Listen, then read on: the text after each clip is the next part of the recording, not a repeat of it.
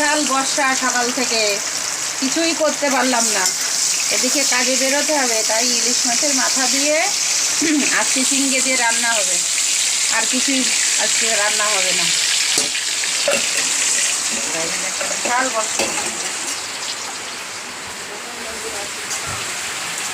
কিভাবে বৃষ্টি হচ্ছে দেখুন, প্রচণ্ড হারে বৃষ্টি হচ্ছে। ঘর থেকে আর কাজে যাওয়া আজকে আর হবে না, এত বৃষ্টি হচ্ছে।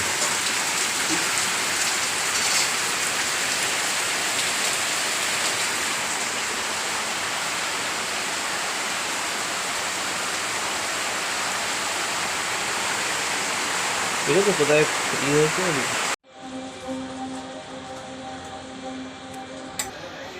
বন্ধুরা, এখন এই বর্ষার মধ্যে কাজের থেকে আসলাম।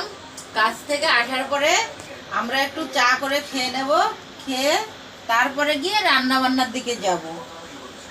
কেননা খুব বর্ষা, ভিজতে সেই সকালে ভিজতে ভিজতে গেছি, আর এখন আবার এই ভিজতে ভিজতে আসলাম। আর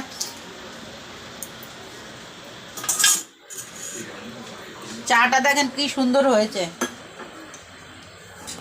চাটা খুবই সুন্দর। ওই লাইটটা অফ করে দিলাম।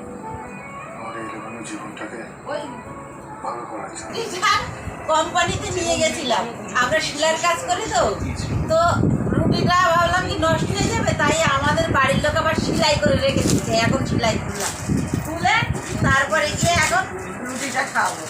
কি বুদ্ধি দেখেন না আমার বাড়ির লোকের, যে রুটিটা সেলাই করে রেখে দেয়। বর্ষার মধ্যে কি ব্লগ করব, তা যা খাচ্ছি যা করছি তাই ছাড়া কি, এই বর্ষার মধ্যে আর কি ব্লগ করবো, তাই জন্য আপনাদের আর কিছু দেখাতে পাচ্ছি না। চাটা খাচ্ছি, চাটাই দেখাচ্ছি আপনাদের। চা আর কটা মুড়ি ছিল, খুব সুন্দর হয়েছে চাটা। আমরা বন্ধু আজকে রাত্রিবেলায় ফেনা ভাত খাচ্ছি। আজকে বর্ষার মধ্যে আমরা গরম গরম ফেনা ভাতই খাই, অন্য কিছুর থেকে ফেনা ভাত আর ঝিঙের তরকারি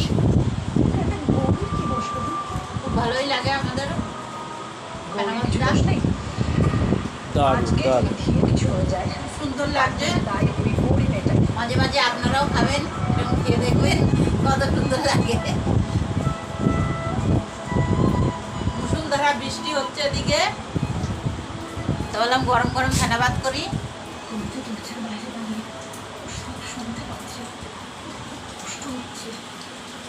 খেতে আসো, তাড়াতাড়ি খেয়ে নিন, ফেনা ভাত ঠান্ডা হলে ভালো লাগে না।